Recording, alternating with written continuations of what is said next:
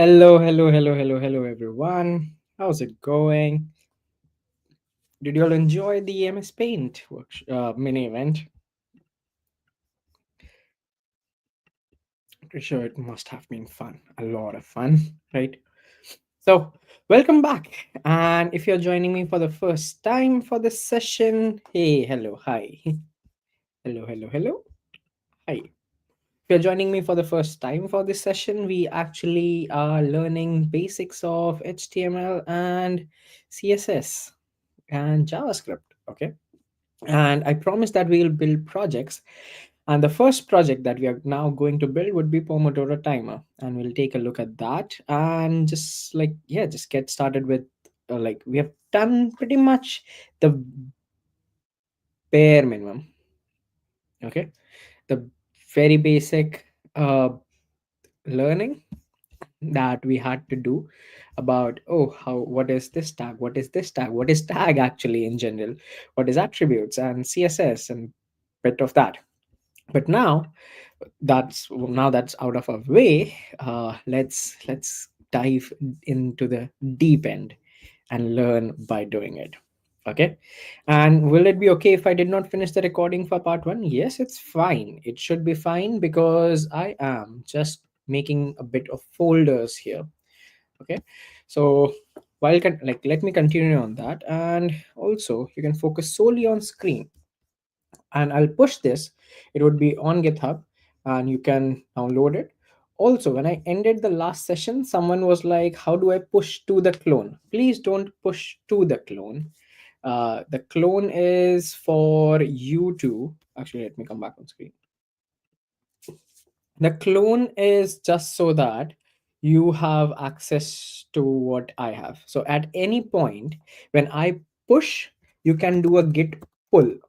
Okay, dash all to pull from GitHub.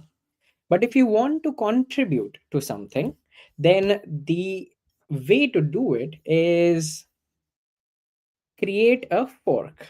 So if you go here, someone has already done that. Someone has created a fork.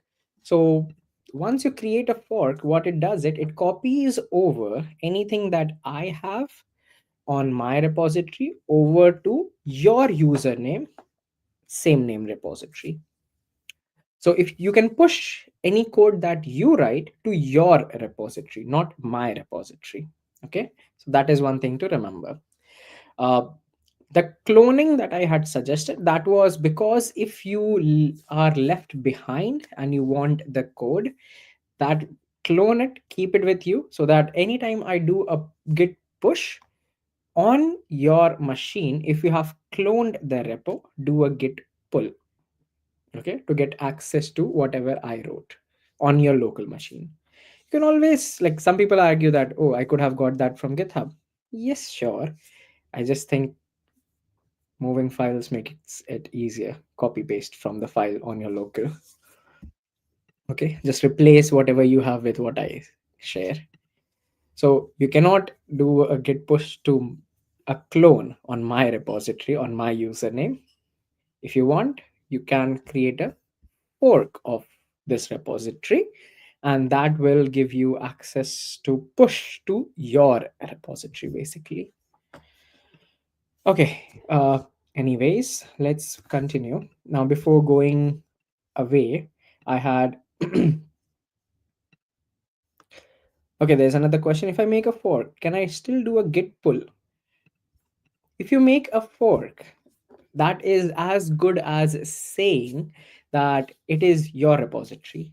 Now, GitHub actually gives you a button right here. Whenever I make a push and you have not cloned it, sorry, if you have forked it and you are kind of behind me, okay, it will tell you that there will be a sync button here.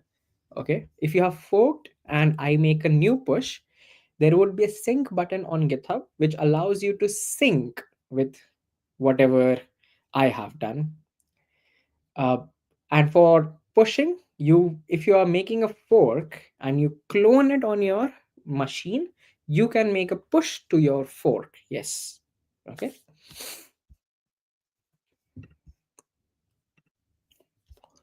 Okay, moving on.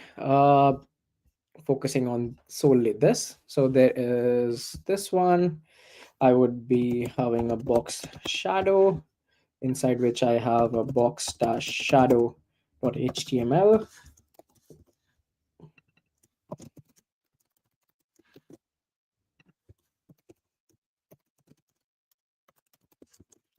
Okay, so I'll create some more folders like this before I push them so that we have the exact thing.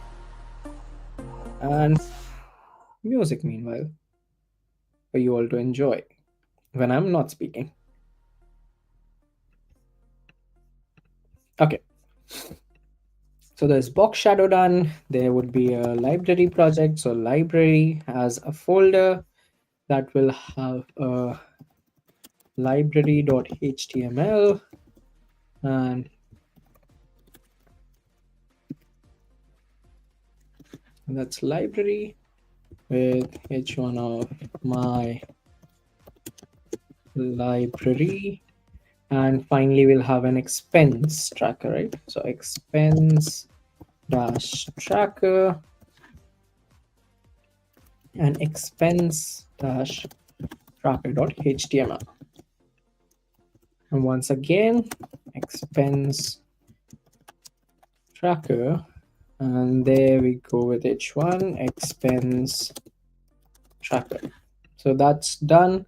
So box shadow done, this is done, this is done, and this is done. And now we go back to our index.html and everything will be replaced, right? uh, all the LIs would be replaced with, or not replaced, will have a link tag uh, over to the current file. So slash box shadow slash box shadow.html. That's done.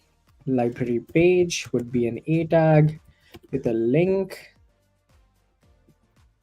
and it would be a from the current folder go over to which is library and library.html. And for expense tracker, let's say a colon link, which from from current folder go over to expense tracker folder to expense tracker.html. And yep, that's it. Let me restart everything. I'm not sure where is this currently running.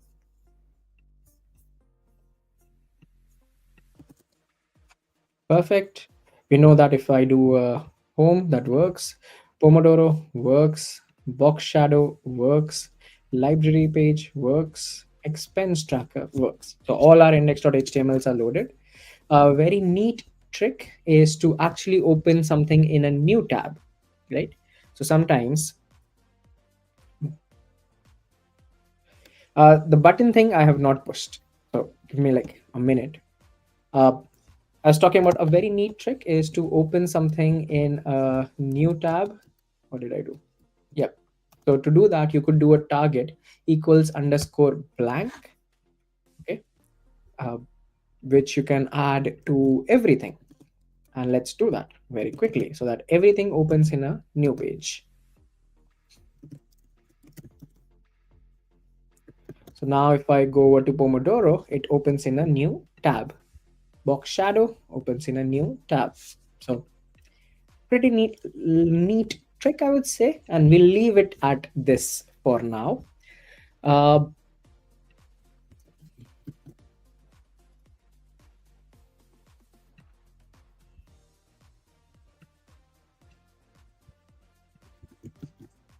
okay, no idea. Oh, so apparently this formats it very weirdly, it seems, if it's two lines for HTML. uh, okay, maybe we'll fix it. Pretty config needs to be probably fixed a bit. Anyways, uh, so that's a nav item done. Now I want this nav menu on every page, okay? And there are two ways to do it. One is if I can copy this over to every page, that way is if I go over to Pomodoro, there is our nav. Okay, it's not styled at the same as what we have index.html styled. So let's add that style as well. So I'll go over to pomodoro.html and do a link CSS, and I will say that from current folder, go back one level, and that's where you will find the style.css. So we can copy paste this everywhere, because, well, the idea is still the same, that from current folder, go back one level, and that is where you will find the style.css file.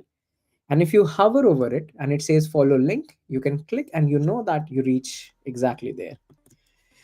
So now I can go to home page. That works. Pomodoro works. Go to box shadow. That works. But I don't have nav there. But we know that it works out properly. Opens a new page, and every page has a similar looking uh, styles.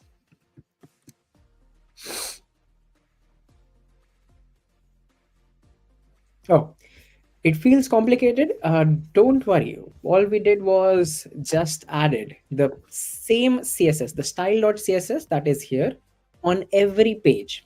If I don't add it, let's see the difference. If I don't have this and I go over to Pomodoro Timer, do you look at the font? Look at the font here and how it is spread. But if I add the CSS, there we go. That's the note change that you see very quickly. Okay, you quickly see the difference between adding the CSS and not adding. And you can check if the CSS is being applied by doing a inspect element. And once you do an inspect element, you can go over to the styles and you can see this is the h1 tag, this is what is being applied, these are the styles that are being applied. And in the head tag, it also shows you where it is getting the style sheet from. If I don't have that, then that goes away, and you can see that it is applying this very basic styling by the browser itself. It's not your custom styling. So this is all that we did. The other thing that we did was copied over this nav menu. Okay, so we copied it over from index.html over to pomodoro.html, and we can copy this, the same nav menu, to even box shadow. So wherever we want a nav menu, that's where you will add it, right? So that is, yeah, that's all that we have kind of covered right now. Oh, there's another question, which is, what am I teaching?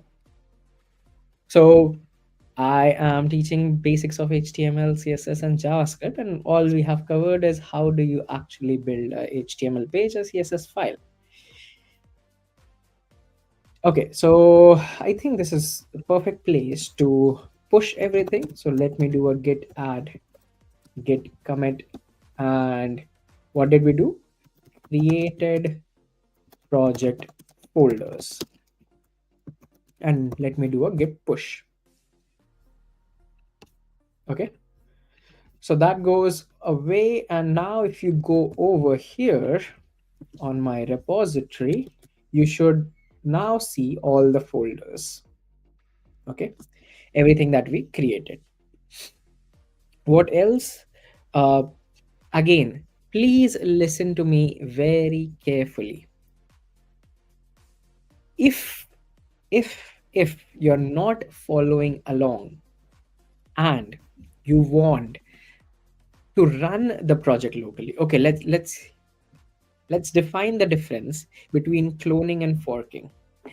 If you are not coding right now, but you want to run the project locally, and at the same time you want to make changes locally but not push it on GitHub, then clone the repository. To clone it, you go into code, clone, and clone it. But if you want to make changes and also push it on GitHub, okay, you want to make a copy of my project on your GitHub account, and also then like clone that, like, yeah, you fork it. Sorry, what am I saying? I'm saying if you want to make changes to the code and at the same time like have a copy of my folder, then fork the repository.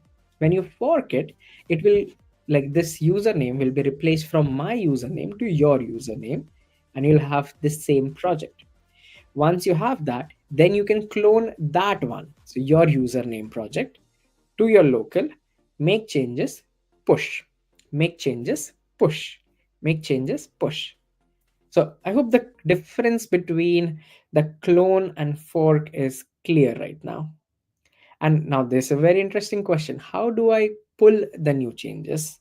So in that case, GitHub is smart. If I make change, if you're forked, okay, now again, two differences. If let's say you have forked the repository and I make changes on my side, on my repository, on my username, GitHub will give you a button on your page which is called as sync fork.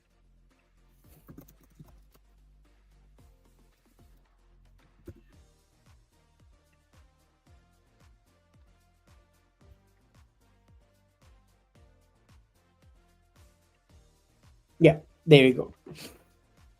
You'll get a button like this which will be called as sync fork, which should allow you to get all the changes that I have done on your side. If you, I think sometimes it also, yeah, I think when you click on it, or I think on the branch, if you have, that time you have update branch as well. But until I actually do it, I don't exactly remember it by heart. Okay. But one of the buttons, it should either be sync fork or update branch, one of those two. So when I make changes on my end, you will have it. And then what you can do is git pull the changes. Okay, you can do a git pull. And yeah, that, so the difference between when you clone, when you fork. For the time being, my suggestion to you all would be to clone, run it locally, make changes, and then revert those changes. So how do you revert a change? So let's say Pomodoro, on the Pomodoro page, I would say this is test. So on VS Code, if you go over to the source control, okay, it should show you all the files that have changed. So let me close this. I click on this here. It shows me that previously there was this version and there is now a new version. Okay. So whenever you want to do a git pull and you have cloned the repository, you don't want, and you don't want to push your changes. Okay. In that case, revert the change. So you can do that by deleting the change, or you can click on this revert selection, or you can revert everything by clicking on discard changes here, or discard all changes here. So discard all changes, yes. So that ways you will have exactly what I have, and now you can do a git pull dash dash all. That should pull everything. So pull is basically getting the code that I have on my folder onto, or like on my repository, into your local. Okay, on my repository. So anything that I've pushed will be here. Anything that I'm coding will not be, of course. Uh, so yeah, yep, they are, and that is why I would suggest, if you're learning for the first time, make changes, revert those changes, just so that you can follow along exactly as I'm doing. Okay.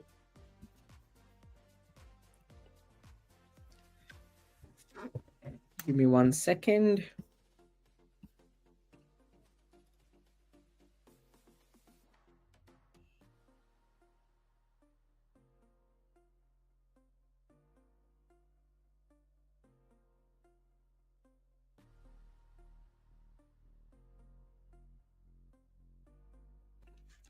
Yep, back. Sorry, too much coughing.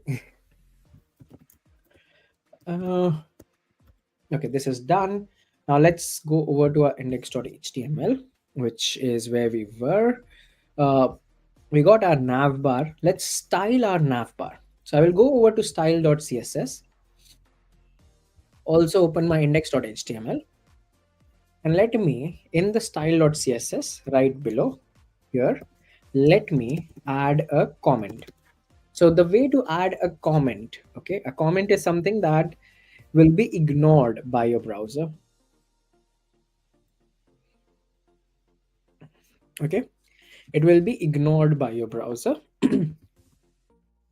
So to do that, in your Windows you can do a control forward slash, or in your Mac you can do a command and forward slash, or you can do what I'm doing, like forward slash star, then write something star forward slash. That's how you make a comment in uh, CSS. In HTML you can do that, like select something and do this, or you can do this one, exclamation, no, dash, exclamation, dash dash, something, and dash dash close. uh, Wait, I think opening dash dash. I use the shortcut too much that I'm not exactly sure. uh, Wait, I can see that quickly.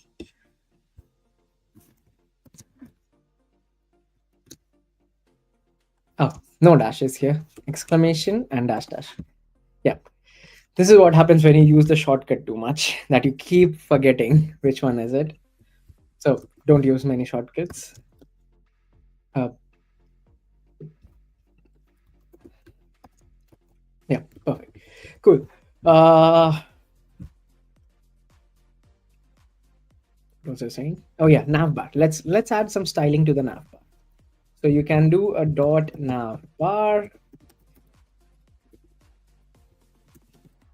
and add something. So why a dot? Because it's a class, right? Like when we do a dot, we are basically saying that we are adding a class. So I'm saying that for the navbar, add this particular background, this colored background. Now, if I go over, reload, nothing happens. Why? Because where is this class? Where is this dot navbar? So to do that, we go over to nav element, okay, which is the parent to the menu. And here I will add a class called as navbar. And now if I go back, there we go. So you can add any color that you want. You can select from this, any hashtag color that you want.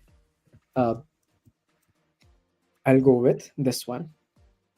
Uh, so that's the background color. So as the name suggests, it sets a background color.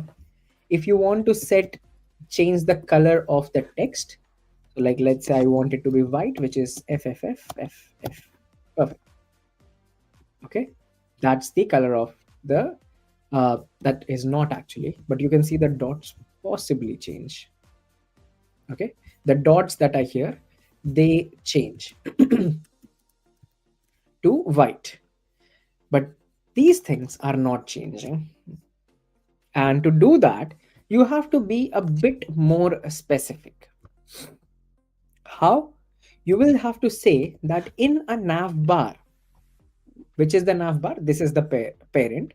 In the nav bar, if there is an a tag, so space a is this link tag, anchor link, that's the full form. If there is an a tag, change the color of that to be FFF, which is white. So you see, that's how we will be able to change the color from that purple to whatever color that we want. Now, instead of white, let's say I want it to be crimson red or something, should be able to do it. But there's also this underline that exists. I don't want that. So the uh, property for that is text decoration. I want that to be none. There should be no text decoration. And now the all the underlines are gone. You can have multiple options here. There is dotted, it should actually not exactly do anything. What about dashed? None of them should actually do anything other than none. Okay.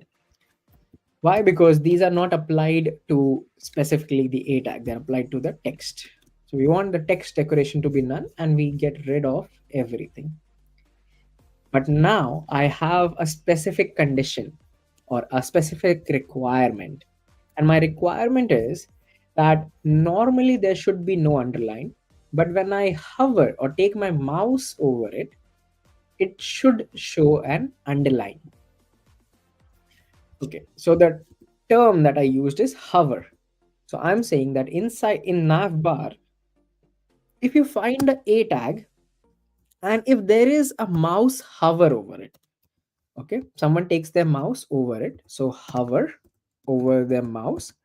In that case, I want the text decoration to be underlined. So very specific. Now, if I take my mouse over something, you see a underline that comes in. Perfect. Makes it much more like a link. So that's the very basic things that that we have learned. Not I have learned. We have learned. We learned that to set a like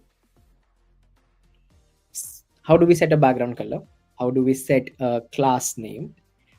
Then we found that the color does not change the color of the text actually because it's inside a tag, okay, which is very special. So we have to go with in the navbar class. If you find a tag or an element, okay, anchor element, change the color, remove the underline, but on hover, add back the underline.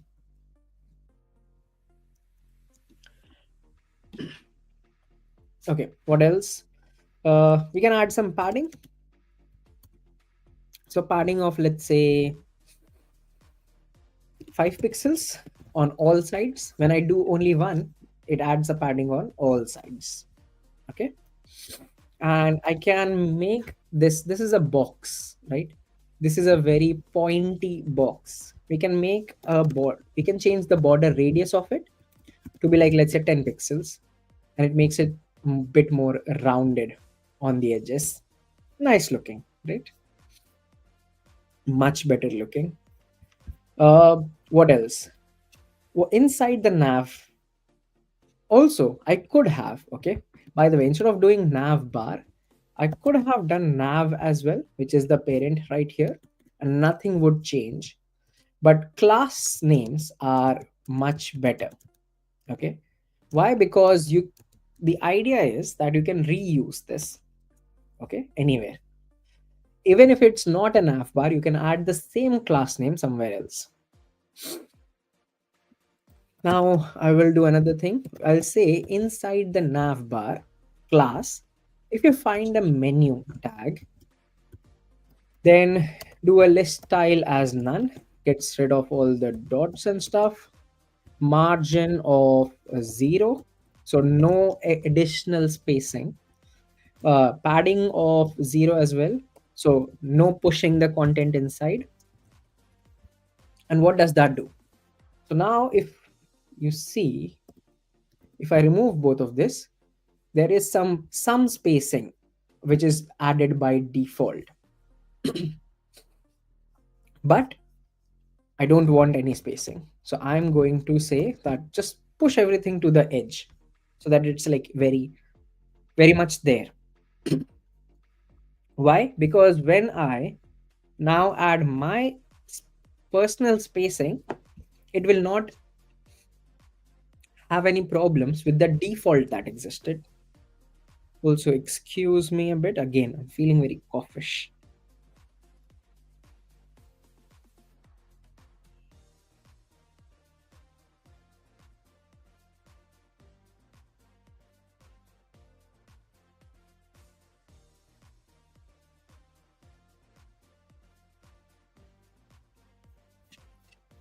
Okay, I'm back. So yeah, moving on.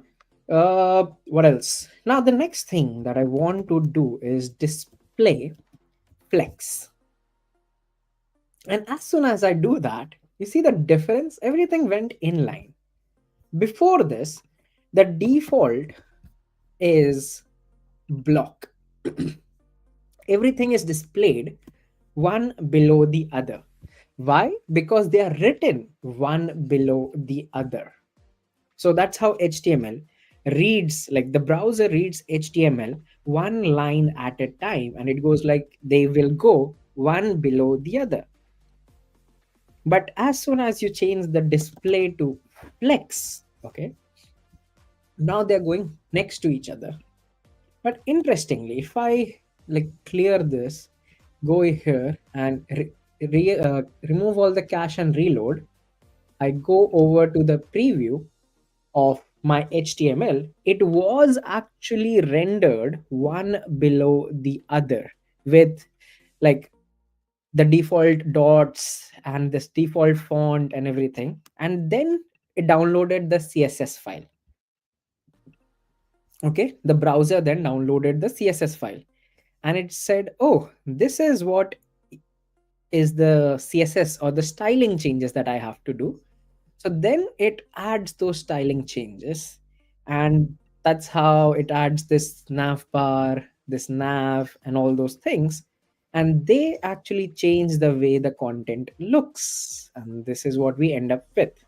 Now, I'm not going to go into the details of Flexbox right now.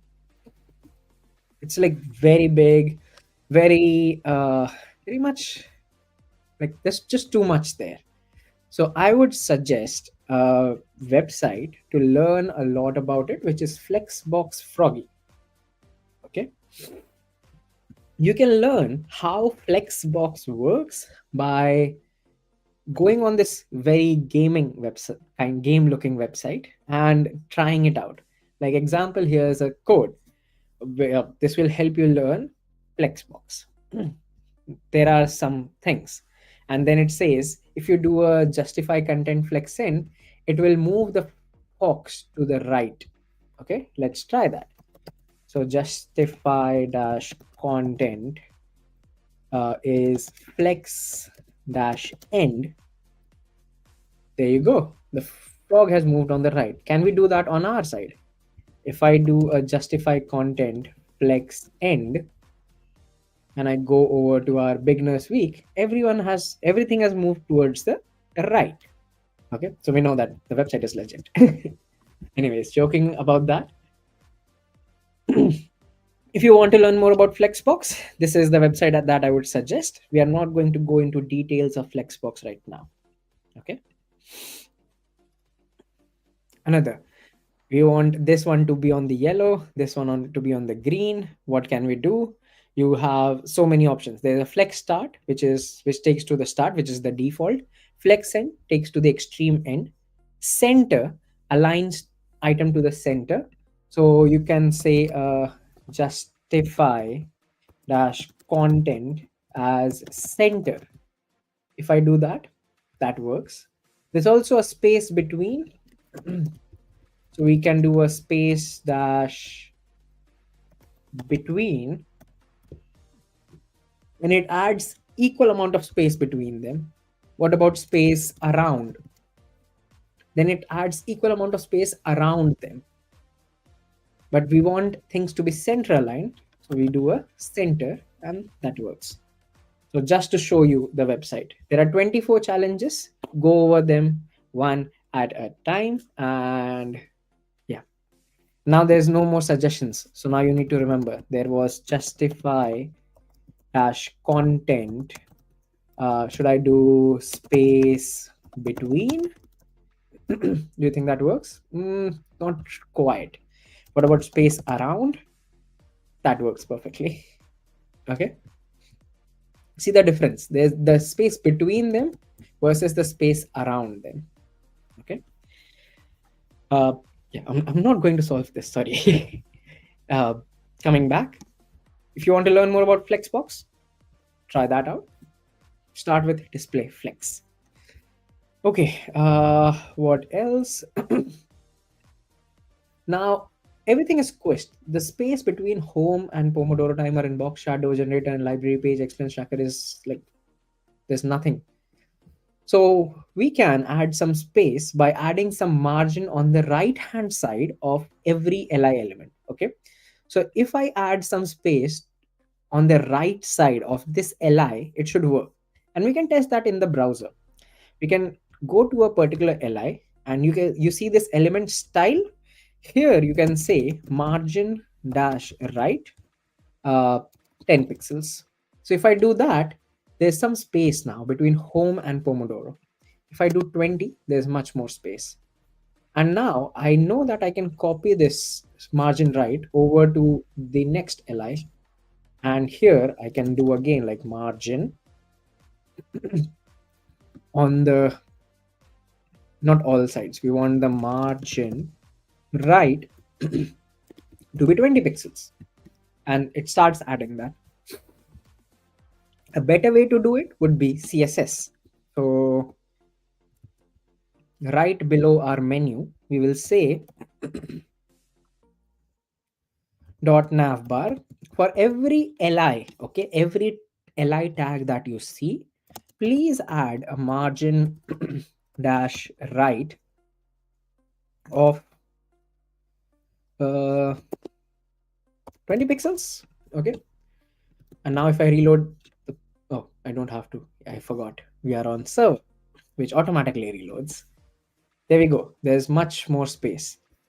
Don't like this, so I'm going to go with white. Okay, that's much better. uh, and yeah, that's our basic menu done. Okay, any questions so far before we move ahead to the next bit?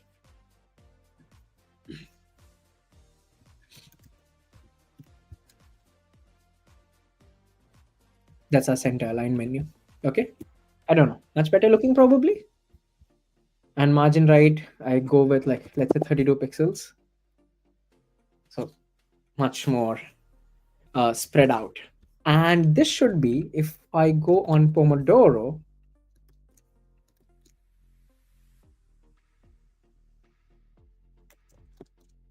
what happened to Pomodoro? It has reference to the styles. Oh, the navbar doesn't have the class. So, well, this is also a problem, right? Every time you add a class on one side, you also have to add it on every page. We'll fix this problem later. We want to load our like we want to move this out into a separate file, into a separate navbar.html, and download it and show it on every page. We'll see how to do that later. So now if I go home, that's here. Pomodoro, it's here. Box Shadow, it's not, because we are missing the class name. Okay, the class name to this one. Anyways, so that's some basic styling done. And what else? Okay, below this div tag, let me create another div tag. Okay, another division on home page. I want to show you a pre tag.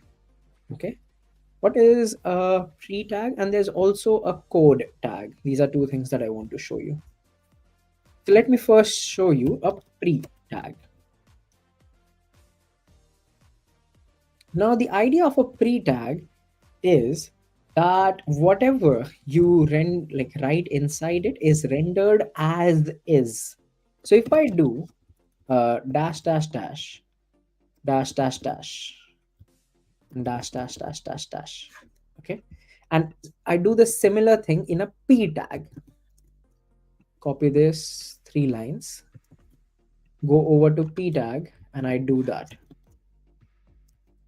Okay, I do exactly this, p tag and pre tag. If I go and see, the pre tag has rendered it exactly how it was written, but a p tag actually goes like, I know that you have written it in 3 different lines, but are you sure you want it in 3 different lines? Probably you want it in one single line. Okay, and that's what the p tag does. It actually renders everything in a single line, but a pre tag takes into account every spacing that you have, and like how much exactly you have like written, how much spacing after this, before this, and renders it as is. So that's a pre tag versus p tag, or like any other html tag versus pre tag. Okay. It's a pre-formatted text. Okay, now inside this pre tag I want a code block.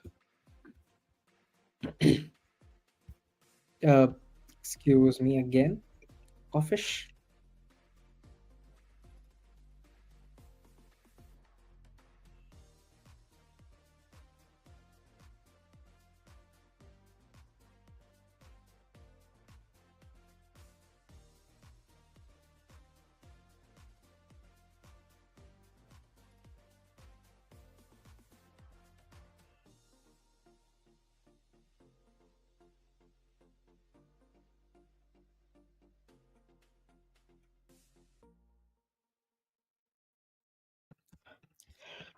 Probably need strepsils or something because this is getting a bit too much. Anyways, so inside this code block, I am going to be very lazy and I'm going to copy exactly what I had in the README and put it. And now if I go over here, whatever spacing that was added is here. Actually, I want all of this to be moved a bit inside. Okay, so there we go. So from the looks of it, nothing has changed, but we know that like actually if you remove this code block, let's say, visually nothing changes, but the code is just so that when you add some styling, you can add some specific styling to it. Okay, so let's also add some styles for our code block. And I know that there won't be many code blocks actually, so I am going to do a code block. I'm going to say inside the pre tag, actually make the background color to be hashtag f1 f5 f9, uh, near to white. Do padding on all sides as 16 pixels. Do a border radius of 10 pixels. And on the x, actually we will do that in a bit. So now let me reload this page. Does it change much? Does it look different? Do you see a box around it? Let me, if instead of white, if like blue, if I do a bit more gray, should be much better visible. So this is our pre tag and everything is fine, but our text is going outside of the box. So we can do that by doing something called as overflow, and then you have multiple options. So overflow hidden, if I do overflow hidden, what happens? Anything that is going outside the box gets chopped off, cut. If I do a overflow auto, okay, there's an option of auto, then it allows you to do an overflow of auto, like inside the box. The content will be inside the box, but you can do like left and right here. uh, you can specify things like the direction, because right now overflow applies to x and y both. But if I do a overflow x specifically and auto, then content will move only left and right and not top and bottom. Okay, so that's pre-tag. For the code itself, we can change the color of it to be 030712. That's one color that I have. And the font family, There are so many options. What we want is a monospace font, which is more like coding related slash edgy terminal style font. So there we go. So that's some styling that we have done in the pre-tag. This looks bad. So we will go back to F1, F5, F9. Okay, much better looking, I feel. Yep. Okay, so that's some styling on the index.html and some pre-tag, code tag, and that's it. If I don't do monospace, uh, the font actually does not really make look different. There is slight difference. I think the L would make, not really, not really, not really. Okay. Uh, okay, so the code is done, pre-tag is done, this is done. Let's go to Pomodoro. Okay, let's start with Pomodoro. So every folder that I have created will have their own CSS. Hmm. Okay, so in the Pomodoro timer, what do we want? We want to actually have, like, has everyone seen a Pomodoro timer first?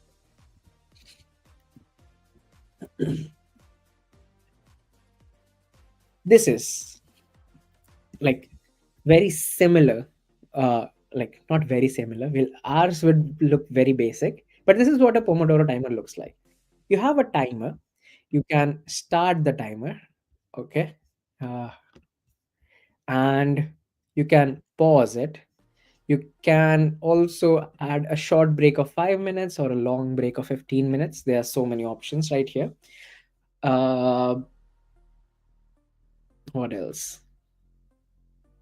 That's basically it. Okay.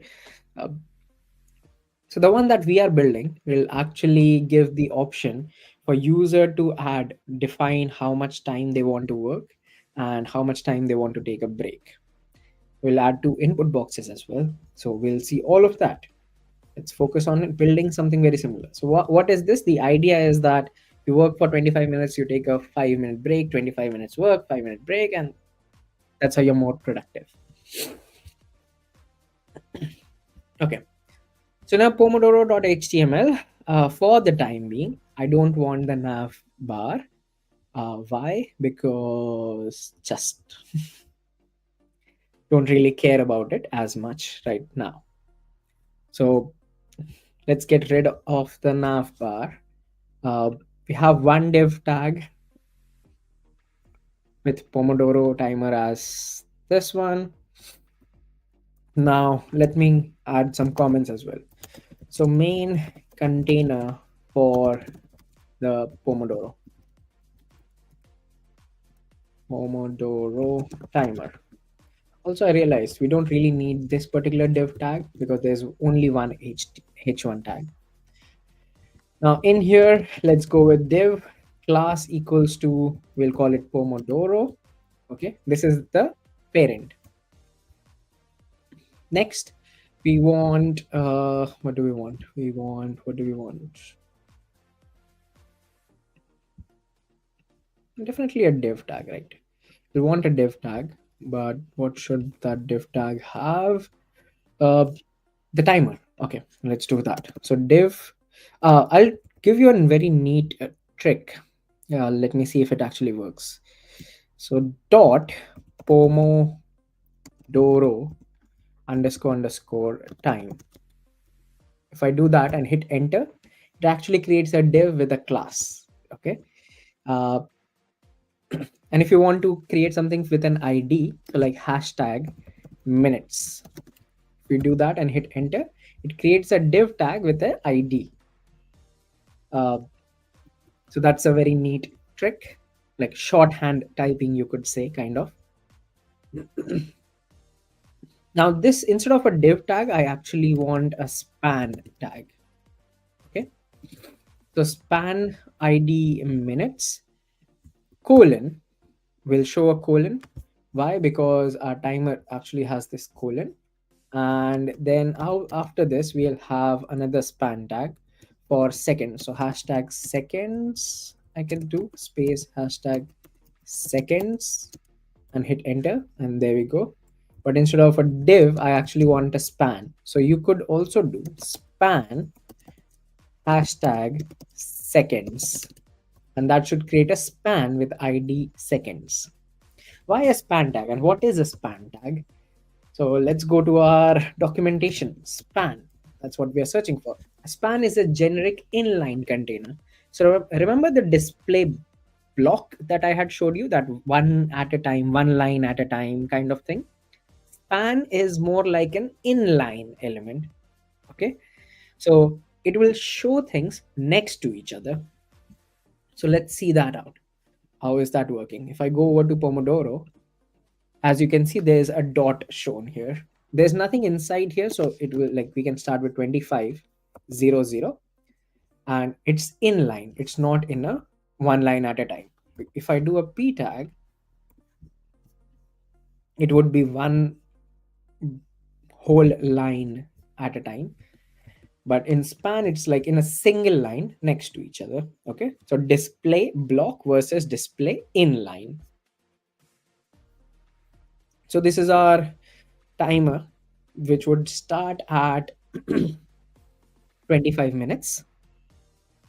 So this is our time uh, block done. Then we want some buttons. Okay, so buttons, let me start with a class. So Pomodoro underscore underscore buttons, let's say. Now inside this div tag, I want a single button, Pomodoro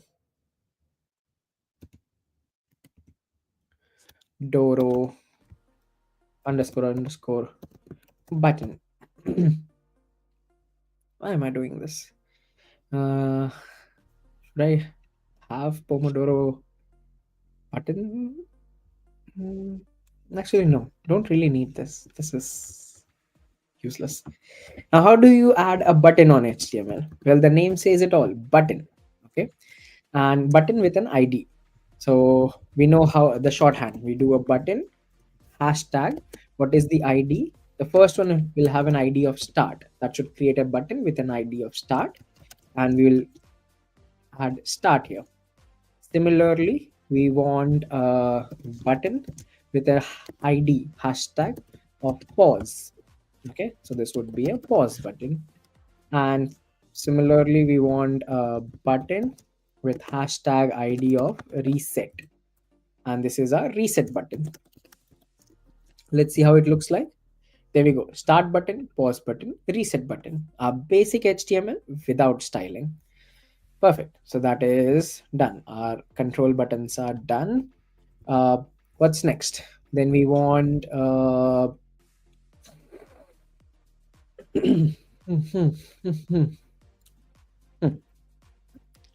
I told you, like, let's have an input, right? So we can say a timer settings. So first let's have a class. So do a class with div. You can do, like, div is default, so that is why we don't write div, but you can do a div dot Pomodoro underscore underscore settings, and that should create a div with a class Pomodoro settings. Now we need input. So input is for user to add an input. So I can do a input with a ID of work dash time.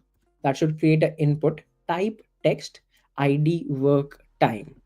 Okay, and this is self closing, so that is why I'll close it this way. Similarly, we need input of ID break time, not bread time, break time. So now it creates an input type text ID break time. It's a self closing, so going to do this. And if I go over here, there's an input one, input two. But looking at this, would a user understand what is this input for? No, right? So let's also add a label to an input.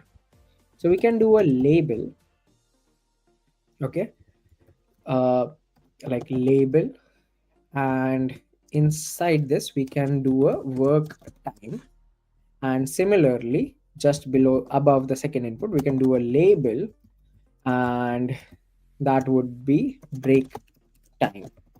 Okay, now let's go back, and there we go, label input, label input.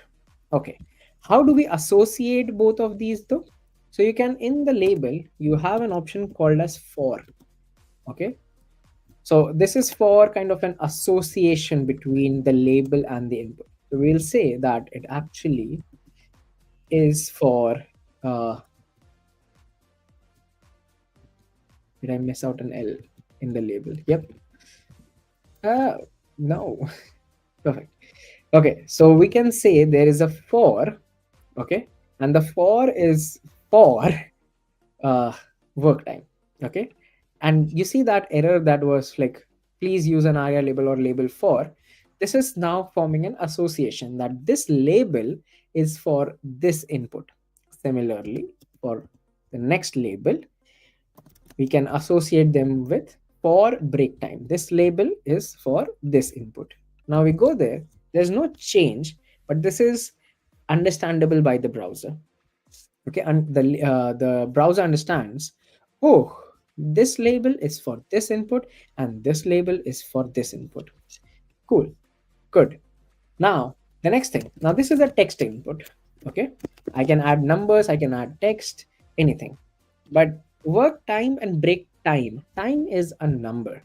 So the type of input here, okay, the type text, you have multiple options. You have type button. If you do that, your input is now a button actually. Okay, I can click on it.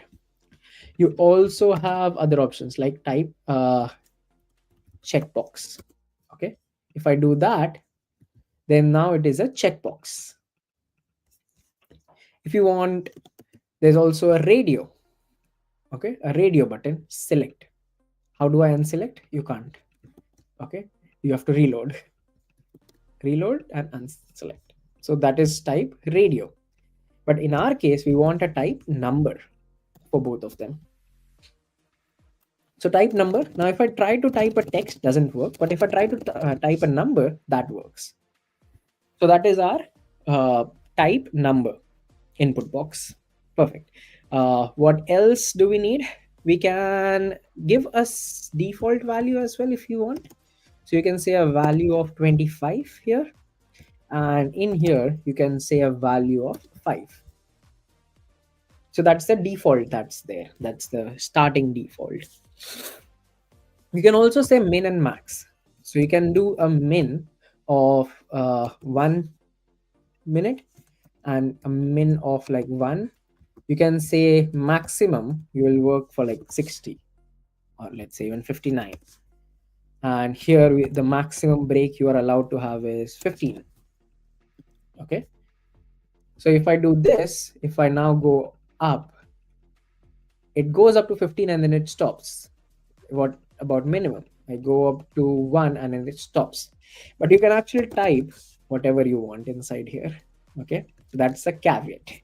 And to handle that, like handle these scenarios where if you use that up arrow and down arrow, that's fine. But if you want to handle these issues of what if someone actually types in that, that's where JavaScript would come into play, which we'll leave for later. So our div is done. What about progress bar? Okay. Or actually, oh yeah, let's display the current timer mode. So in here, this is the red is because you're working. But if you go to short break, that background changes to something else. Long break, the background changes to something else. Right? So in our case, we'll actually show it as a text. So I'll do a div dot pomodoro underscore status, and we'll do a span tag with a ID, which is a hashtag status. And inside here, the default mode is work mode. And we'll also show a progress bar, because why not? So we can do a dot pomodoro not dot class. We do a dot Pomodoro underscore progress, creates a div with this class, and we can do inside this hashtag progress. So it creates a div. There's nothing that we want to do in here. Why? Because this would be done purely CSS. Okay, so there's no text that will show. What will show is a bar which has like this green progress. Okay, a progress thing. So that's our basic Pomodoro HTML done. Let me do a Pomodoro.css, right?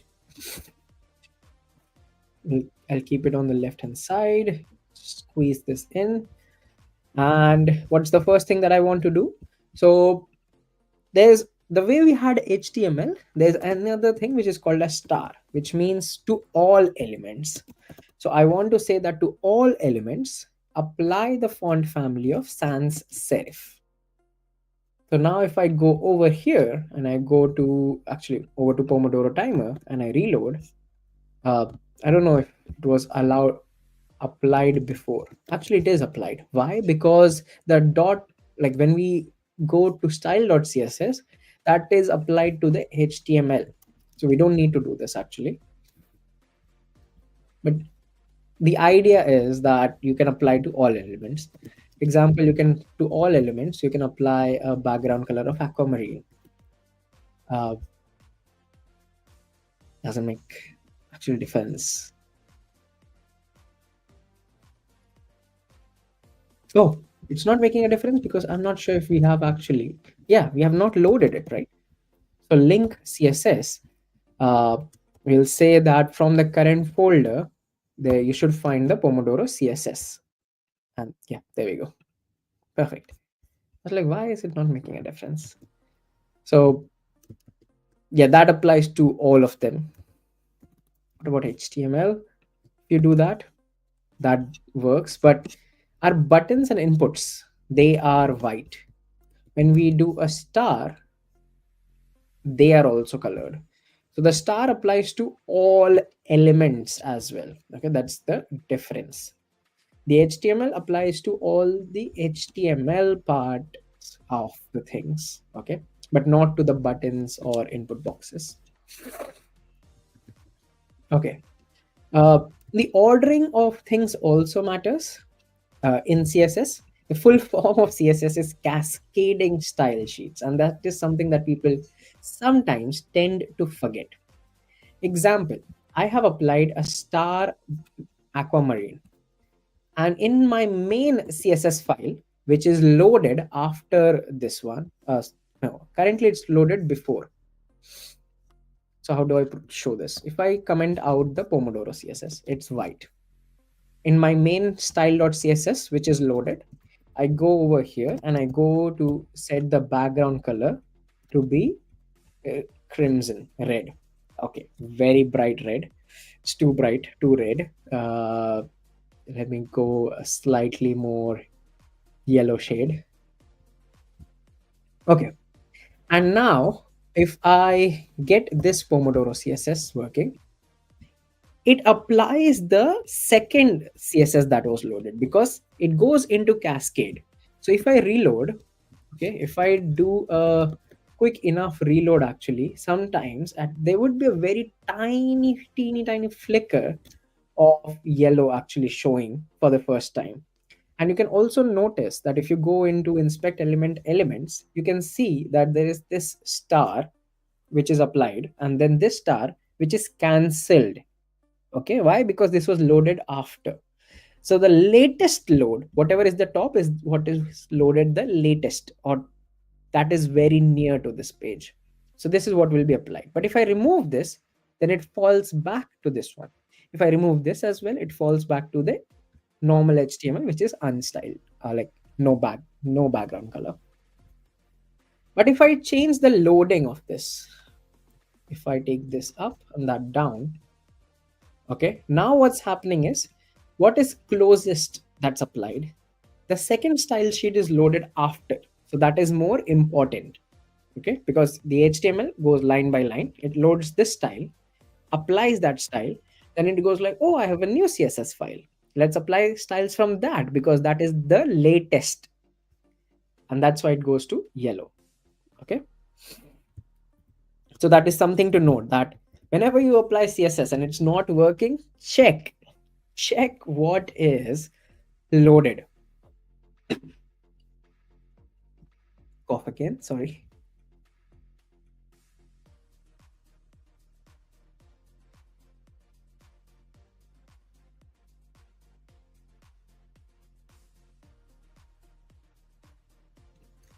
I bring myself on screen so that you know that I am here. I've not run away. Okay, anyways, going back. So we learned about cascading style sheets. Some things about CSS, like some history. It was actually created in 1994. Do you remember when HTML was created? 1993. So after 1 year, CSS was created in 1994 by Hakon Viom Lee. But the CSS1, the standard, actually came in 1996. So 2 years later. Then in 1998, there was CSS2, which was kind of an upgrade, which added some more things like the positioning, uh, and also the Z index. So Z index is how up or down things are going to be.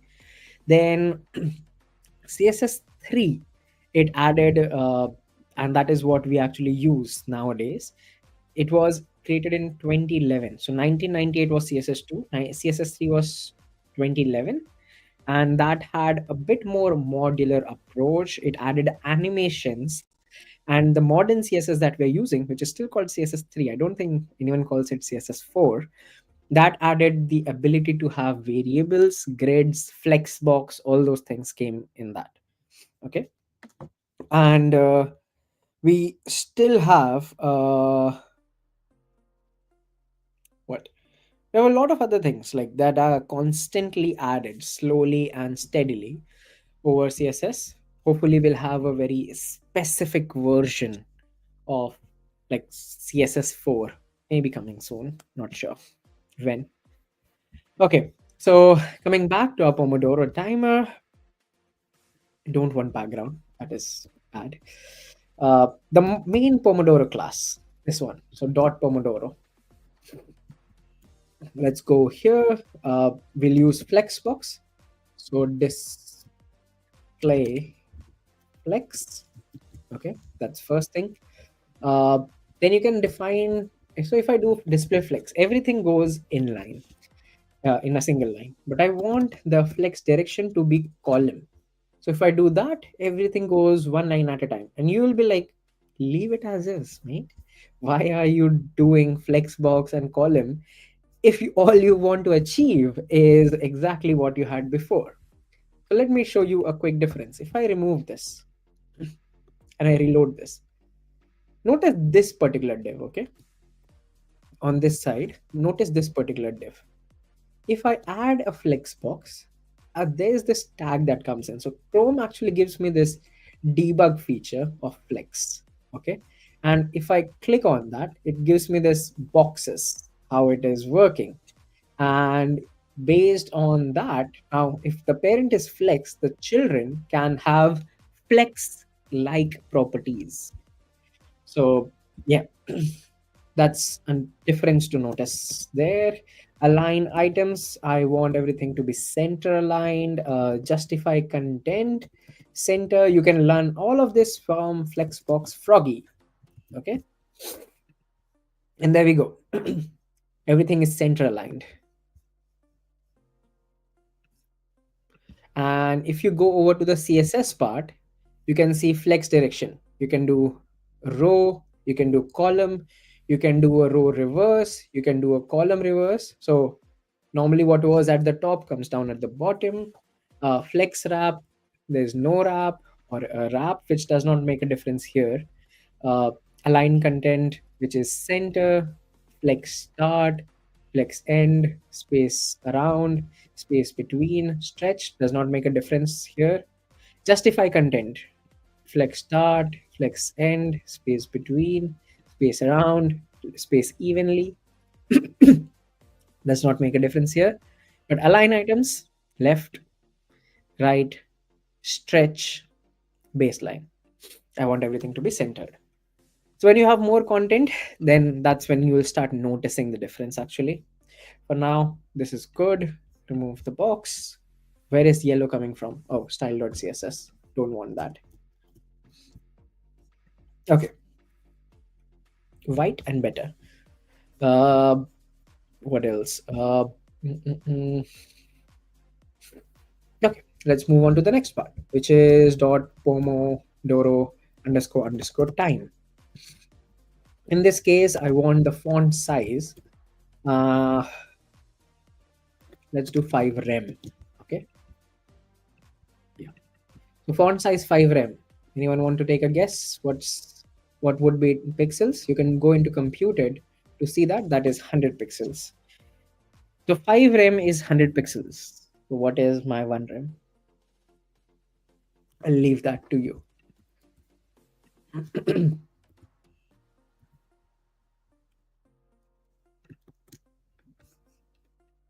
Okay, so that's my font size done. What else? So that's big enough, right? 5 rem. We can add a font weight. If I, let's say, start with 100. Okay, it's thinner. But if I go for like, let's say 900, it's way more thicker. So you can add like how thick or thin you want the font to be. I'll go with thin. Okay, very thin, the minimum. Uh, let's style the buttons. So Pomodoro underscore underscore buttons. Uh, in this one, I want the display to be not inline. Flex. Justify content to be like center. Uh, margin top. Like from the top, it needs to be like 1 rem down, and the padding all around needs to be 1 rem. So I do that, and spacing between the things have increased. I need more space between the buttons. Okay, do you think if I do what was it, justify content, space between, that would work? Space around, let's say. Okay, not that. What about space between? Not that. Sad. So we'll leave this to be as like center, and we'll actually focus on the individual buttons inside the Pomodoro buttons. So I'll do a dot Pomodoro buttons. Inside this, if you find a button tag, okay, I want to also style this whole thing. So font size, I want it to be like 1 rem. So that should make the buttons a bit bigger. Then the padding, I want on the top and bottom of 0.5 rem, and left right as 1 rem. Similarly for margin, I don't want any margin on top bottom, but left right I want 0.5 rem. And that should, as soon as you add the margin, it adds spacing outside of this. So there you go, much better looking. uh, I can do a border none. That should get rid of the borders. Why border none? Because we can style every button in a different color. We can do a cursor pointer. So before this, if you don't do that, it's this arrow. Okay, but if you do a cursor pointer, it changes to this hand to like give you that feeling that you're clicking on a button. Now we can style specific buttons. So example, I know that inside the Pomodoro buttons, there is an ID for every button. So the first button has an ID of hashtag start. So Start button, I want the background color to be green or similar to green. I'm going to go with 4CAF50. And you remember that extension that you would have added of color highlight? That is why you can see the colors. Okay, that's why I have started liking it a lot.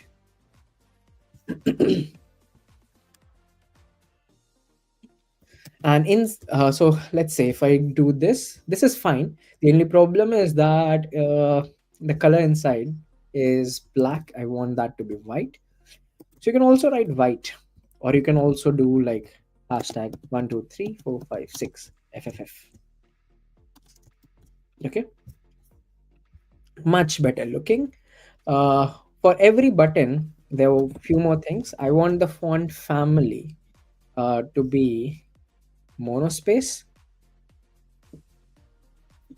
I want the border radius. Even though there is no border, I can add a border radius of 5 pixels, and that should make it rounded. Uh, what else? I think this is good. Similarly, I'm going to copy this over for two more times. I'll change the ID from start to pause,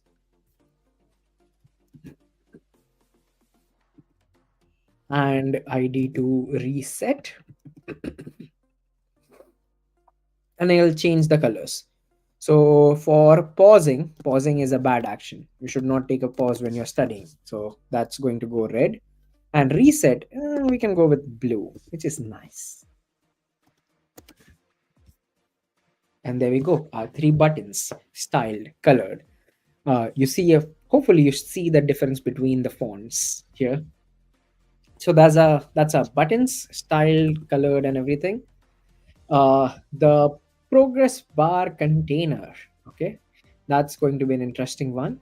Why? Because we actually want to show a progress. So I'm going to copy the Pomodoro progress, and we can say that the width of it is like fixed to 300 pixels. Height is 1 rem. Background color, I want it to be like hashtag EEE, which is white but not white. Margin top, I want it to be like 1 rem. So go down by 1 rem. Okay. Border radius, we can go with 100 pixels. And overflow is hidden. So if I go over, change the color to very ugly. Hmm.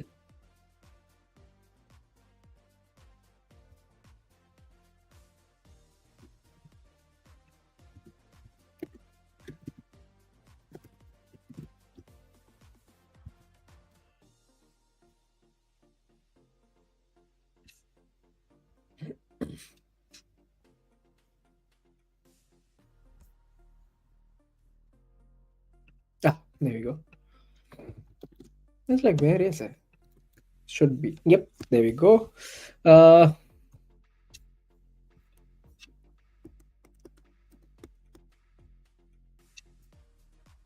it's there, but it's too light, I feel. Should go with a bit more gray. It's visible. Okay, perfect. So there's our progress bar. Okay.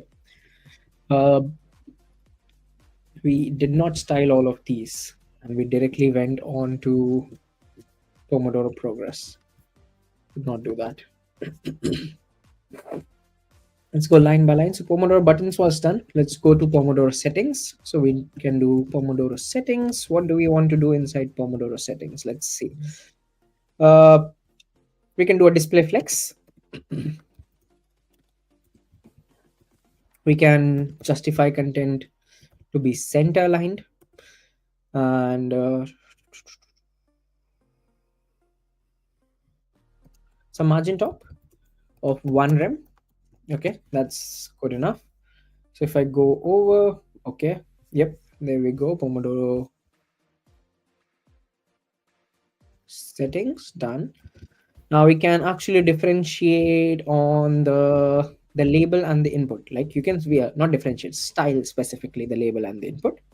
So we can do dot Pomodoro settings. Inside that, if you find a label tag, make the font size to be like 1 rem, and add a margin of 0 and 0.5 rem. Okay, so 0 on top bottom, but left right add some margin. Okay, so this is much better looking. uh, Also, I'm going to get rid of min and max for now from here. Yeah. uh, what else? The input boxes, let's style those. So inside Pomodoro settings, for a particular input, do a font size of 1 rem, add some padding. On top and bottom, I want the padding to be like 0.5 rem, and on left and right, I want it 1 rem. So top, bottom, left, right. Uh, Margin, we can actually copy it this and paste it right here. Uh, we can add a border to the input boxes. So 1 pixel solid and hashtag CCC. Perfect. A slightly grayish border. We can add a border radius of like what, 5 pixels? Good enough.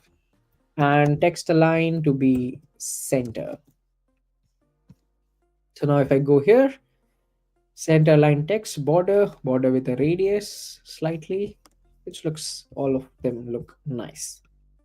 uh, if you add the min and max again, so then depending on the size of them, there we go, the box. Okay, I think this is good. Perfect. What's next? Pomodoro. After settings, we had the Pomodoro status, right? So Pomodoro status, what do we want to do here? We can basically change the very basic things, which is inside Pomodoro status, make the font size of everything as 1.5 rem. Okay, slightly bigger.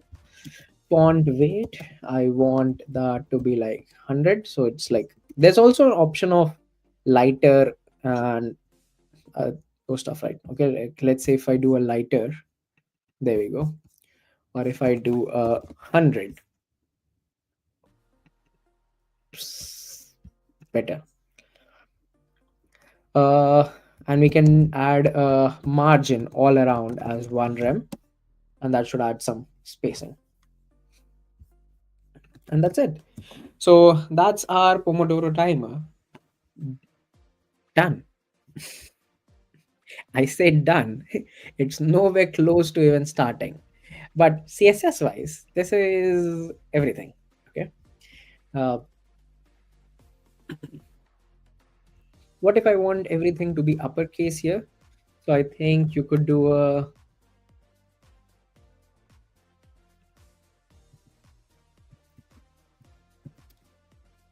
I'm not sure, what was it?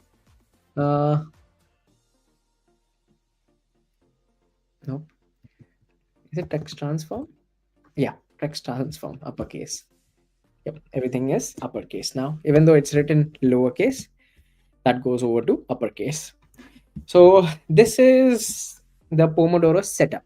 So let me push this so that everyone has it. So I'm going to do a git add, git commit dash m, Pomodoro setup.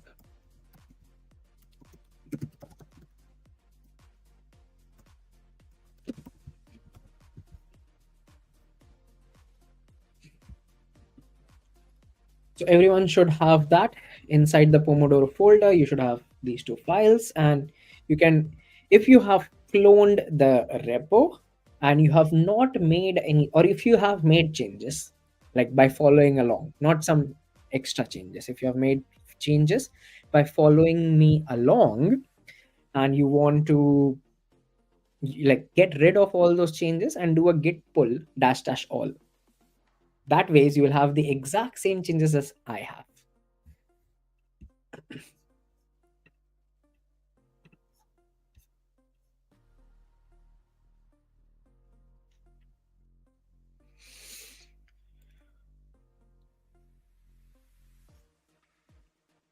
Okay, I think this is good. Now let's move on.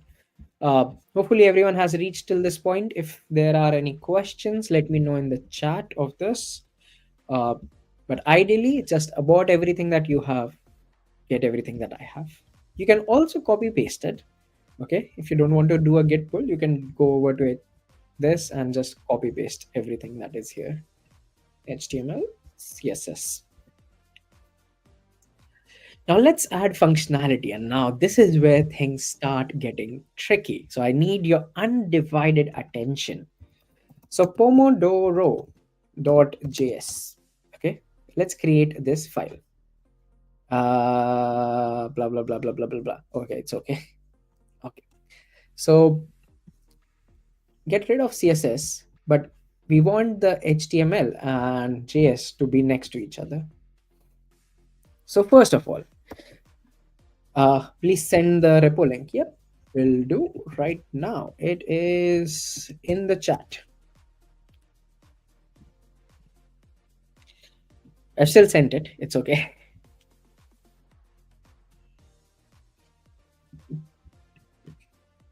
Okay. So now JS, now this is where things start getting tricky, but things are also much better. They are fun. Okay. Now let's do some fun. Step one is, how do I attach a JS file to Pomodoro HTML, like to my HTML? So we know for CSS, we could do a link and href and, just link it by telling it like where is it, yeah, where does the file exist with the extension. Let's try that for a JS file. If I do a link colon, I don't actually see anything for JS. So we know that this is not possible. What else? So the way to do it is by using script tag. Okay. So we can do a script tag, and a script tag, it has multiple attributes. This one that we are interested in is called as source. And we can say like in current folder, go over to pomodoro.js. So this should link it. Not self-closing, but there's nothing that will come in here for now. Okay. Uh, because you can actually add some custom code here. Example, uh, what website can I show? Let me think. Uh, Websites that collect analytics.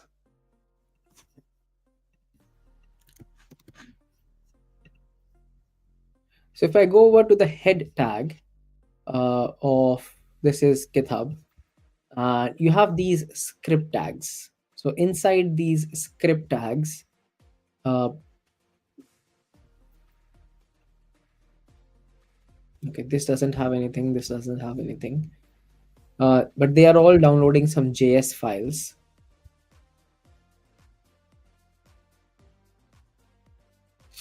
But you can also have some custom code right there. Any website that I know, there is one website that I know which has some custom code. So if I go over here,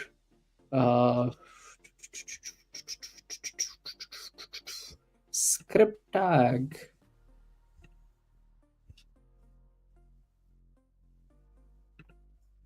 yeah, there we go. Some custom code between the script tags. Okay, so you can do that as well on websites. Yep. So anyways, coming back, so you can have some custom code on script tags, but in this case all we are saying is download, like get an access to this particular file, and that's it. Now one of the most common things that you could do in uh, what do you call, in JS is to do something like a console log. So let's do that. I will say console log is like a print. So console log hello from Pomodoro. Okay, let's go over to our beginners week. Pomodoro Timer, and let me open the inspect element console, and there we go. Hello from Pomodoro. Okay, so this works. We know that because this is coming from that particular file, and it also tells me which file and which line.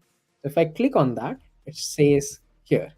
So if I do a console log again, short form is CLG. I don't know which extension does that for me, but it does. uh, Hi from Pomodoro. And I go over, reload 1 and 3 because 2 has a space in between. So if I click here, hi from Pomodoro and hello from Pomodoro.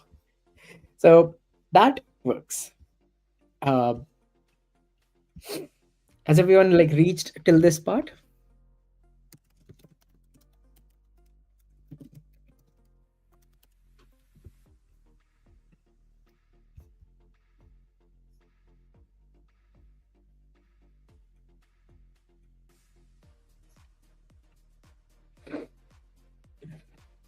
Okay, perfect.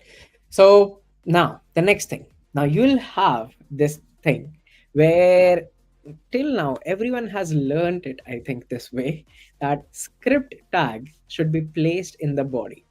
Okay.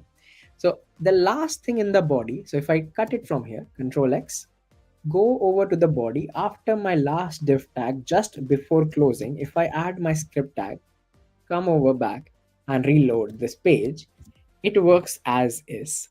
Okay, no changes whatsoever. But the script tag works in the head and it also works in the body. Now, the question people ask is, when do we put it where? Okay, so let's understand the flow of things. uh, Let me remove this. I don't know if it would actually be visible.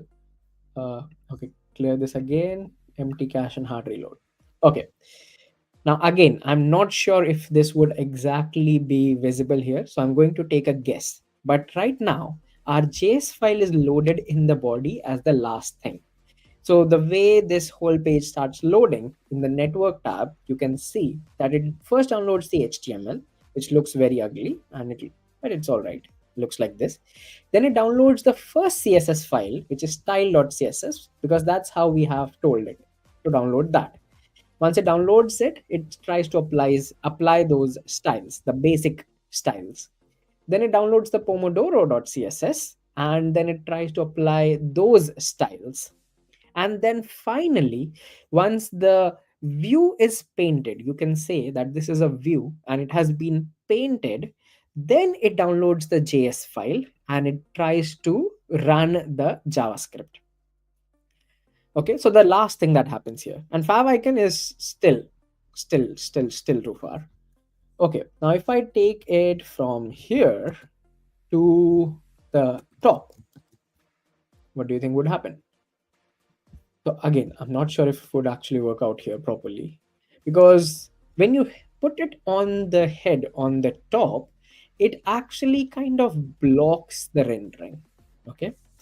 Uh, now these are too small files, too quick, but when you put things on the top, you are actually saying that execute these scripts as and when they are downloaded.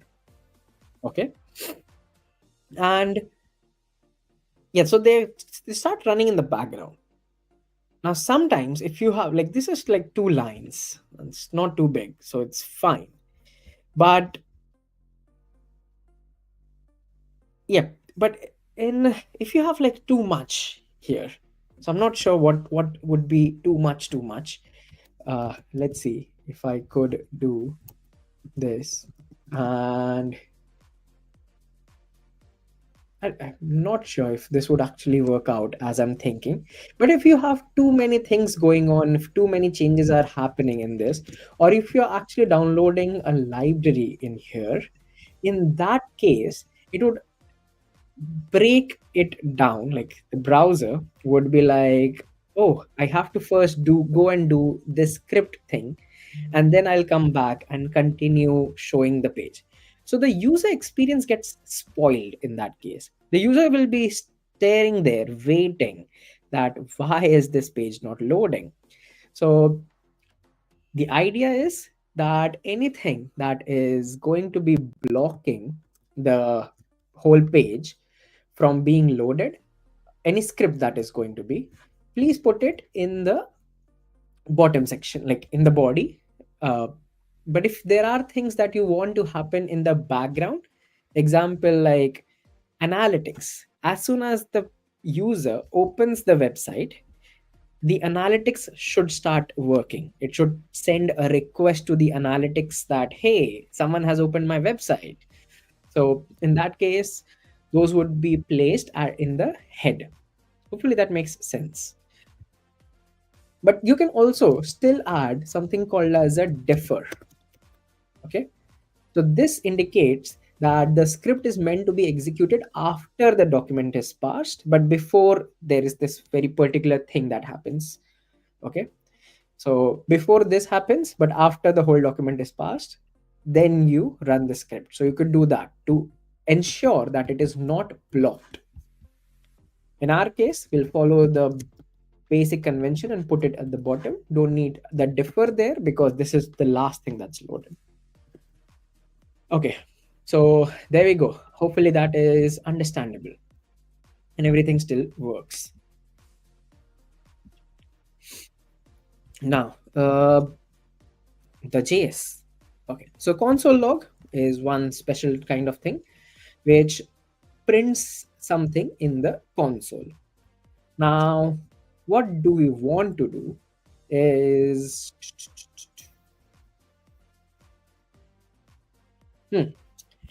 when a user clicks on this particular button, the start button, this timer should start doing a countdown.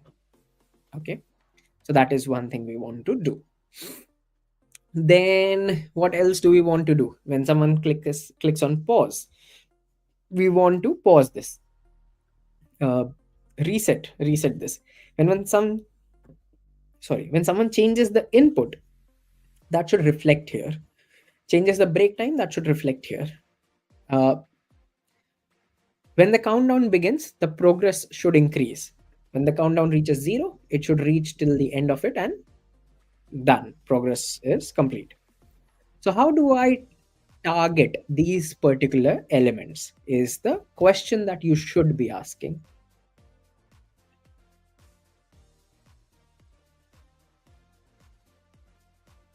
Oh, there's a question. Yes.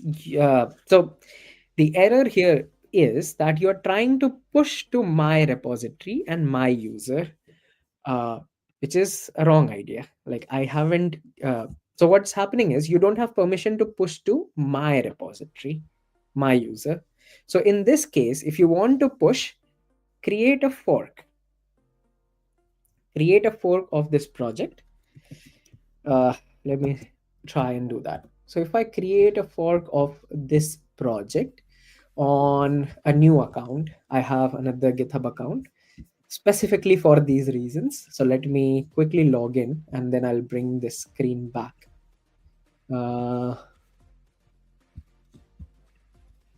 Give me 1 second, folks. Meanwhile, I'll come back on screen just so that you know that I exist.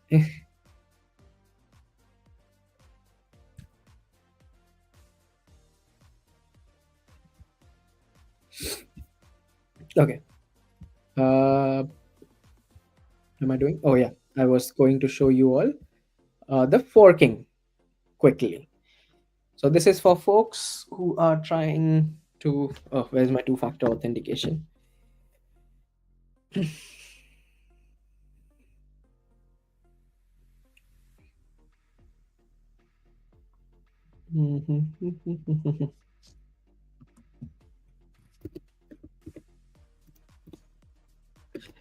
OTP 123456. Joking. Uh, so there we go. So now I've logged into a separate account. Okay. So my account username in this case is this. This is my account. I go over to UTK09-NCL account. And what I'm going to do is I'm going to fork. So once I fork, it copies the main branch, creates a fork. Let it reload, let it reload, let it reload. Sorry, let it load. Yep. uh, Sync fork, it's not behind because I just did it. Now I will do a clone. Going to do https, and or actually I can make a change here. So what you would do normally, now you have to basically do a clone. So if I go over to my in this project, okay, let me create a test. Oh, we have a test folder, right? We created a test folder.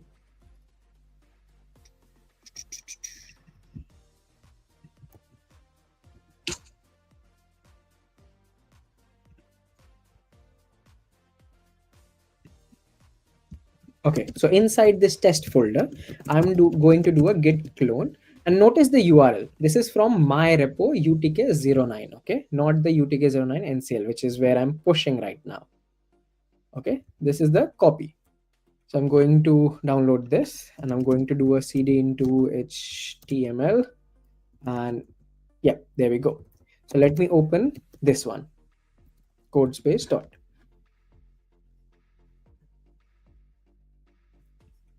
Yeah, there we go. Yes, I trust the authors because, well, kind of I'm the author. So this is the new copy. I'm going to go over to readme, and I'm going to actually delete everything. And this is v ut new copy. So this is a change that I have made in my version. Okay. Now I want to push this. So to push it, uh, let me try git add git commit dash m test push. Oh, I have to configure my username and my email, uh, because I have two accounts. So let me configure it, because otherwise you'll see my email address and username and everything. Uh, Give me 1 second. So git config.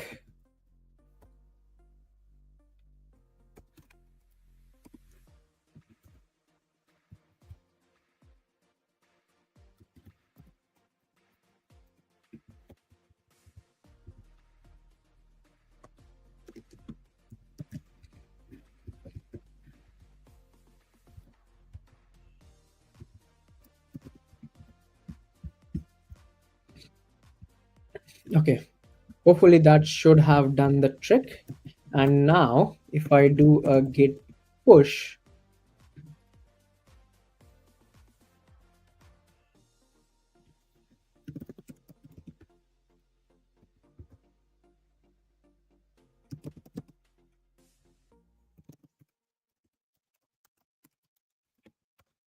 clear the credentials.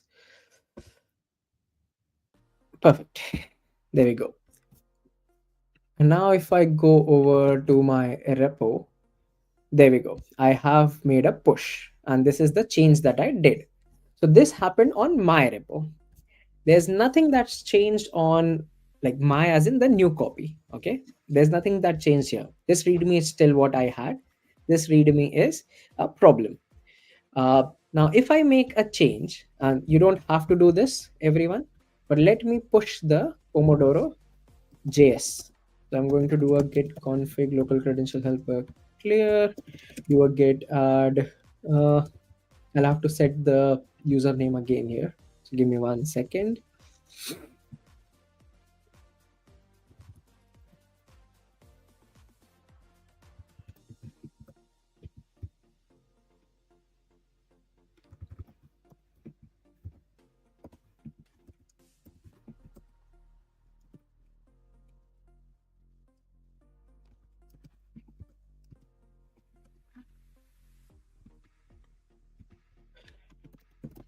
Okay, let me do a git add now. This is now on UTK09 NCL1. Okay. Uh, Git commit. This would be the commit message would be feature uh, Pomodoro JS test. Let me do a git push.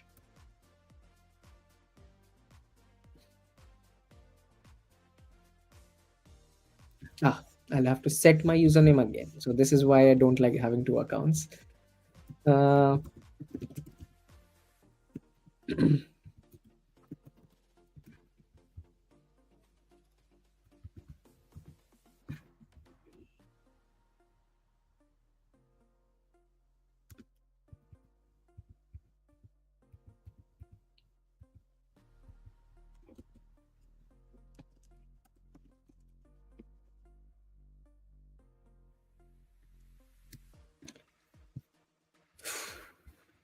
Come on, don't do this to me.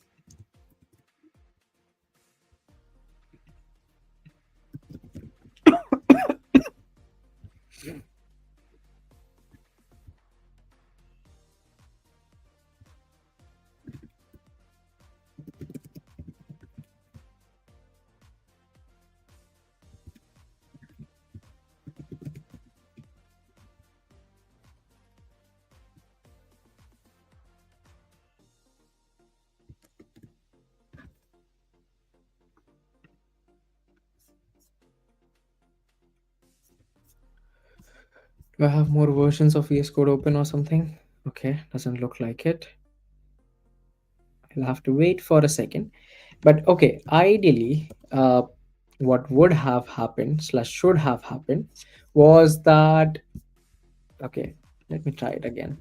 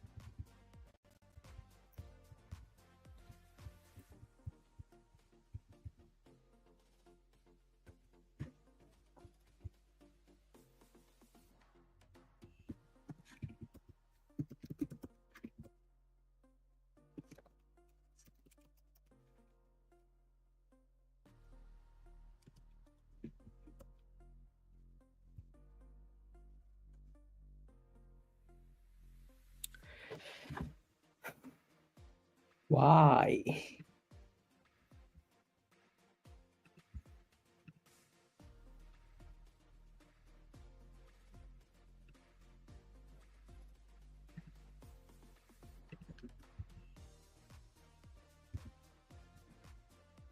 Okay, finally. Uh, this one, and there we go. So now I've been finally able to push to my own account. And now if I reload, if I go over to Pomodoro, there is a JS file. Okay.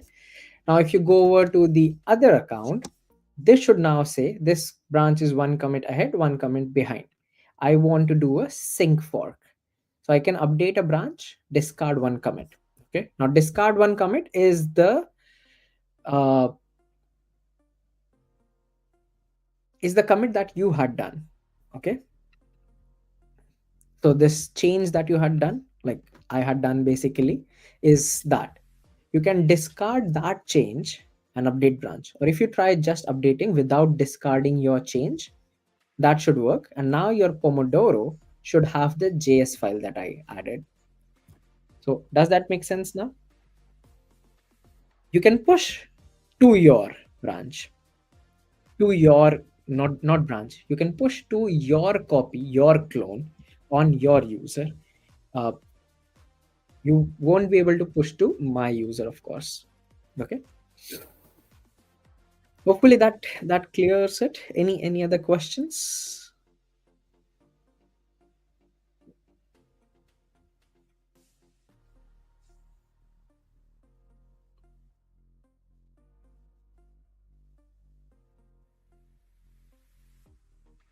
Okay, I'm going to take the silence as golden.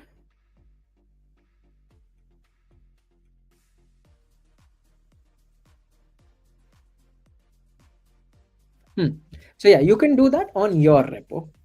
So once you make a fork, then clone that, make changes, git push. So you can do all the steps that you have done on your copy of repo. And if you want to update your repo with any changes that I do, you can just do a sync fork. Uh, okay, I think that's good enough.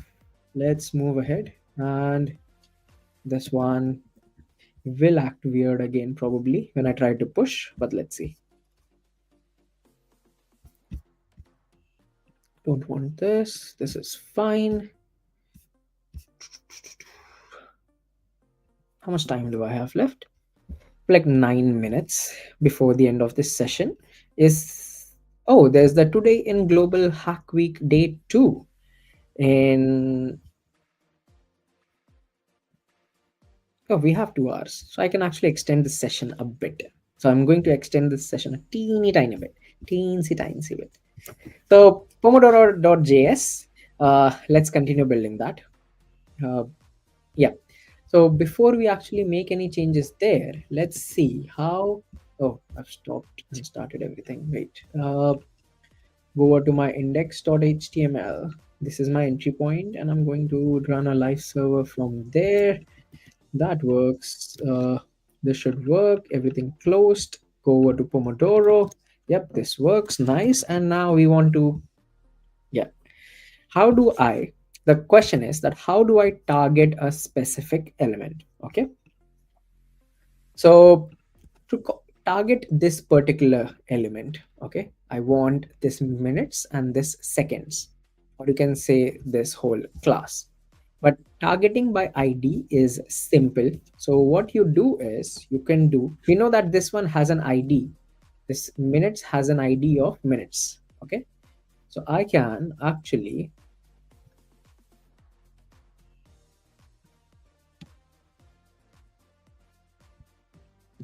do a document, which is this whole page. Document dot get element by ID, and I will say that please go and find a element called as, which like with the ID minutes. Okay, and if I hit enter here, it returns me this span element. Now I can actually save this to a variable. So let's say I create a variable. You can create a variable in JavaScript using 3 keywords. You can do a var mins or minutes short form is this. Now if I do a mins and hit enter, that is the element. Okay. Now on mins, I can do a lot of things. I can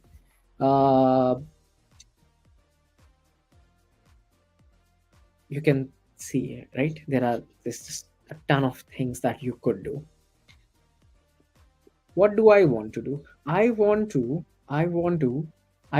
change the text content to be equal to 34, and I hit enter. There you see, with JavaScript, I've been able to modify HTML. I have not touched the HTML code, okay? In the HTML code of this, it still says that for ID minutes, it's 25.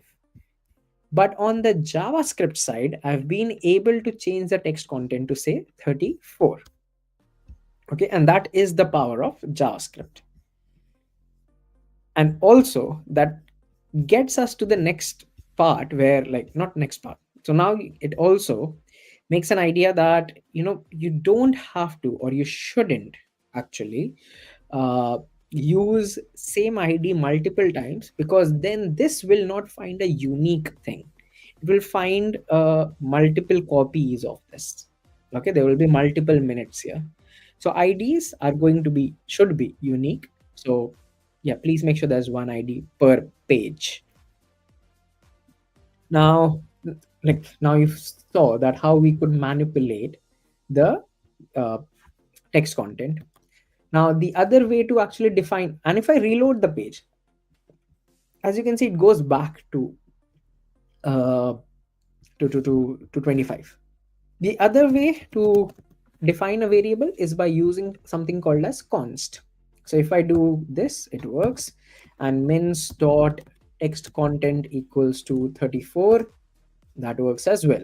The other way to define a variable is called as let. like by using the keyword, not called as, is by using the keyword let. So let mins equals to this, and now you see an error. Okay, it says that mins has already been declared before. Why did that happen? Because initially mins was a constant.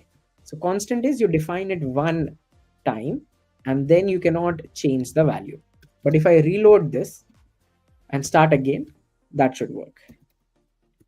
Mins dot text content equals 34 works. Okay, so 3 ways to define variables in JavaScript: let, const, var. Okay, in the newer version of JavaScript, or in the modern version of JavaScript, var should not be used. Okay, if you can avoid it, which I'm sure you can, please avoid using var. It is not a standard anymore. It works, not a standard. Two different things. Okay, people will say don't use it because it doesn't work. No, it works. It works perfectly fine. You'll just have so many issues once you, if you don't understand JavaScript well enough, that you'll be like, what is happening? So it works, but don't use var. Let and const are the way to go ahead. Okay, uh, the difference between let and const we'll understand as we build more projects. Now let's define some variables. I'm going to say const is running is a variable. So this, now we'll also talk about some data types. So one data type is Boolean, which is true or false. Okay. So what will this do? Tracks if timer is currently running. So that is why we have a is running. Is it running? Zoom in a bit. This goes down a bit. The next step. Next step is const time left. So const because we want to ensure that this is not overridden right now. But if it needs to be overridden, we will change this. This is remaining time in seconds. Now you see a problem. It says that the const declaration must be initialized. I cannot leave it empty. So in this case, I'm going to change this to let, because I don't want to initialize. I don't know how much time is left. So I'm going to keep it empty. Okay. Uh, const timer ID.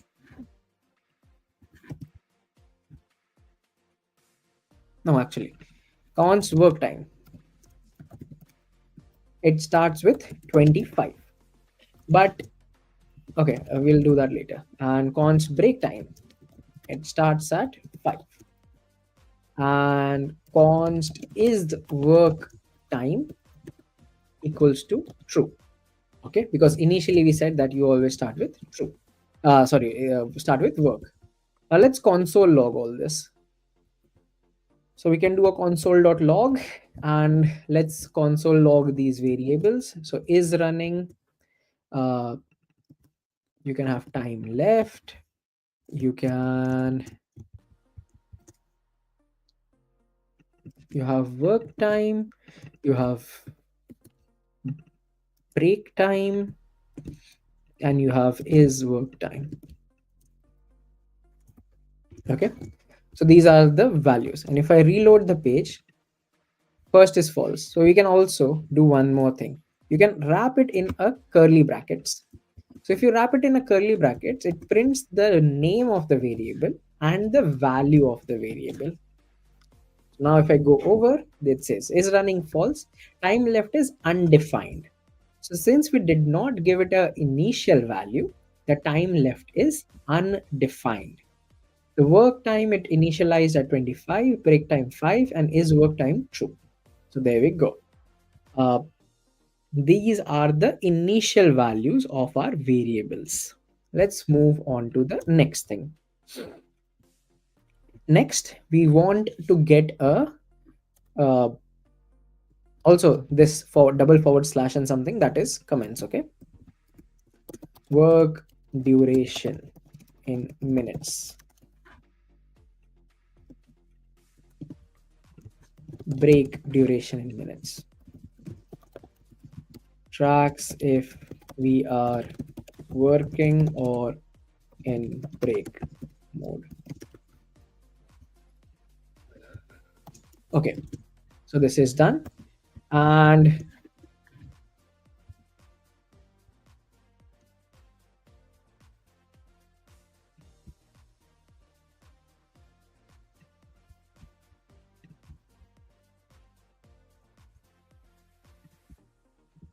what's next? Next, we want to get elements. Okay, we want to target specific elements. So let's start from the topmost, the first ID, which would be const minutes display, which would be, we know that when we do a document, it gives me the whole page.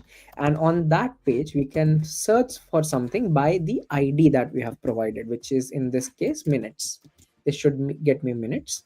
Similarly, we want the seconds display as well. Copy this, copy this, copy this. So instead of minutes display, the second one is going to be seconds display. And of course, the ID that we have used is seconds. So that comes over here. Then we have start button, right? So start button, ID is start. Then we have a pause button, and the ID would be pause. Then copy paste that, and then we have a reset button. The ID would be reset. What else? We have input ID with work time, right? Going to copy paste this, and we would say, let's call this a work time input. And the ID is work dash time. And then we have a break time input, right? The ID is break time. No, not this one, sorry. This one. ID is break time. Perfect. What else? We have a ID of status. So we can create a new one. I'm going to copy paste this. And this would be called as status display. And this would be status. And finally, we have a progress. So progress bar. And the ID is progress. Perfect. Now let's do a console log. So CLG curly brackets, and I'm going to just copy paste everything. And we can also do multiple things in one. So just going to do that. Start button, pause button, reset button, work time input, break time input, status display, progress bar. Okay, these many console logs. Let's go to a Pomodoro timer, reload, and there we go. Okay, it has found all those elements. If something is wrong, so instead of minutes, I go like blah blah blah right here. Then it says that minutes display is null because it could not find an element with the ID of this blah blah blah. Right? So that's one thing to note. Perfect. Now that we have found our elements, the time comes to actually make changes to those elements. And that will be something that we'll cover in the next session because I'm already overdue. But for the time being, let me push these changes. I'm going to do a git add, git commit, and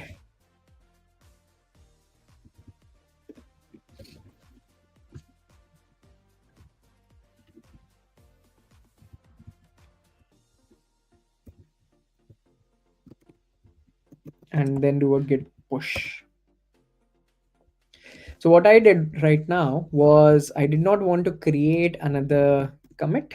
So that is why I overrode my previous commit. You don't have to do that. Okay, so Pomodoro setup, Pomodoro JS, and you can see that these were the changes that we have done. And yep, that is actually it for today. Any, not today, for this session. Any questions, anyone, before we end the session? Anything? The link to the repository has been shared, but I will share it again with you all. We are in the first project till now, and you might be wondering, how are we going to finish 4? Don't worry, we will be able to. If anything that gets left out, I will still push it to this repository. So you can look at it at a later time. Okay. Mostly, like I know that the box shadow would be simpler because the amount of JavaScript we'll write is very less. CSS maybe a bit more. The library project, that would be an interesting one. We can skip the CSS for that, and even for the expense tracker. Okay. So yep, that's it from me. Thank you so much, everyone. Appreciate all the thanks that I'm getting. And I will see you in the next session. Okay. There's a suggestion here which I'll leave on the screen for a second. And yep, there we go. Cool. Thank you so much again, everyone. And I will see you in the next one. Cheers till then. Bye bye.